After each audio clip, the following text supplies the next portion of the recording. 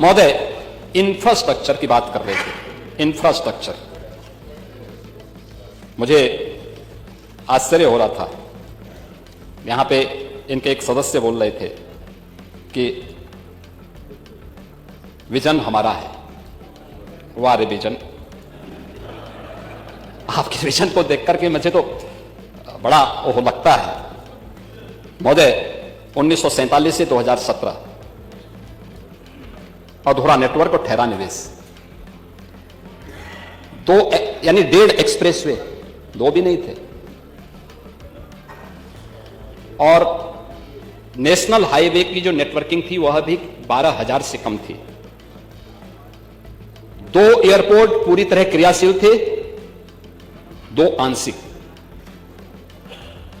औद्योगिक दृष्टि से कनेक्टिविटी की विस्तार की कोई भी नीति नहीं थी, और 2017 से 25 के बीच जल की भी, थल की भी और नभ की भी बेहतरीन कनेक्टिविटी। आज आप देख सकते हैं प्रदेश के अंदर हम लोग 22 एक्सप्रेस वे पे काम कर रहे हैं। आपके जो सज्जन बोल रहे थे कि सबसे बड़ा एक्सप्रेसवे देश का गंगा एक्सप्रेसवे बनने जा रहा है। गंगा एक्सप्रेसवे मेरठ से प्रयागराज के बीच। अब ये सदस्य मेरठ से ही आते हैं, उनको मेरठ की विरासत पर भी, भारत माता के महान सपूत, महान क्रांतिकारी धन सिंह कोतवाल की विरासत पर भी गौरव की अनुभूति नहीं, उन पर भी गौरव की अनुभूति नहीं करते। उसी मेरठ को 12 लेन के एक्सप्रेसवे के साथ इस डबल इंजन की सरकार ने जोड़ा। नहीं तो मेरठ से दिल्ली की दूरी आपने 4 घंटे की हुई थी, आज 45 मिनट में इस दूरी को आप पूरा कर सकते हैं। रैपिड रेल, देश की पहली रैपिड रेल, दिल्ली से मेरठ के बीच दूरी 40 मिनट। पहला स्पोर्ट्स यूनिवर्सिटी यूपी का मेरठ में मेजर ध्यानचंद के नाम पे। उनको ये सब नजर नहीं आ रहा है, ये सब नजर नहीं आ रहा है। आज के दिन पे हम 7 एक्सप्रेसवे को संचालित कर रहे हैं, 5 निर्माणाधीन है और 10 एक्सप्रेसवे पर हमारे सर्वे के काम चल रहे हैं, जो देश का सबसे बड़ा एक्सप्रेसवे के नेटवर्क के रूप में उत्तर प्रदेश को स्थापित करता है। इन 8 वर्षों में यात्रा पूरी की गई है।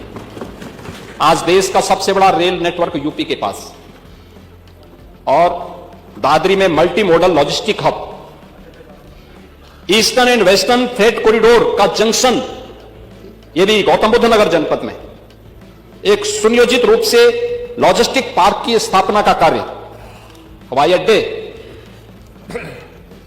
जो 2 क्रियाशील थे, 2 आंशिक क्रियाशील थे। आज प्रदेश के अंदर 16 एयरपोर्ट संचालित हैं, 16। क्या आप लोगों के लिए कल्पना की बात, 5 निर्माणाधीन है और 4 इंटरनेशनल एयरपोर्ट इसमें से संचालित हैं, और 5वां इस वर्ष के अंत तक हम लोग तैयार करेंगे, जो जेवर देश का सबसे बड़ा एयरपोर्ट होगा। हवाई जहाज के मेंटेनेंस, रिपेयरिंग और ओवरहोलिंग के लिए MRO, इसके निर्माण की कार्रवाई भी हम लोग जेवर के पास करने जा रहे हैं। इंफ्रास्ट्रक्चर में यह सुधार न केवल हमारी लॉजिस्टिक की लागत को कम करता है, बल्कि निवेश और रोजगार के नए अवसर भी उत्तर प्रदेश के लिए प्रदान करता है। महोदय, औद्योगिक विकास 1947 से 2017 बदहाल कानून व्यवस्था। स्वाभाविक रूप से जब व्यक्ति ही सुरक्षित नहीं तो पूंजी क्या सुरक्षित होगी। किसी भी निवेशक को प्लान करने या उसकी अरुचि को बढ़ाता है। औद्योगिक विकास नीति की शून्यता, पिक एंड चूज था, कोई पॉलिसी नहीं,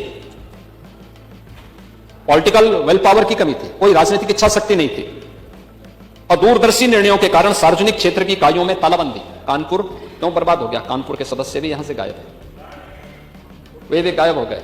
वो बोलना नहीं चाहते थे, इच्छा ही नहीं, क्योंकि नहीं बोले तो सुनना नहीं चाहते ना, क्योंकि उसके लिए स्वयं दोषी हैं।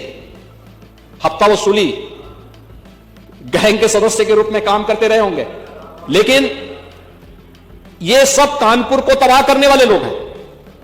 पारंपरिक हस्तशिल्प और उद्योग के लिए कोई प्रोत्साहन नहीं। पांडे जी, आप तो इतने बुजुर्ग हैं, इतने वरिष्ठ हैं, और आपने देखा होगा उत्तर प्रदेश सूक्ष्म लघु मध्यम उद्यम का एक क्लस्टर रहा है, हर जनपद में रहा है, हर जनपद में रहा है, बहुत समृद्ध रहा है यूपी से।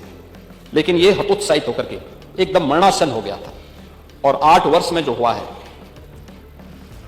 8 वर्ष में 1947 से 2017 तक कुल 14,169 कारखाने प्रदेश के अंदर रजिस्टर्ड थे, 14,169। और आज पिछले 8 वर्ष में 27,295 कारखाने उत्तर प्रदेश के अंदर रजिस्टर्ड हैं। क्या यह निवेश नहीं हुआ है?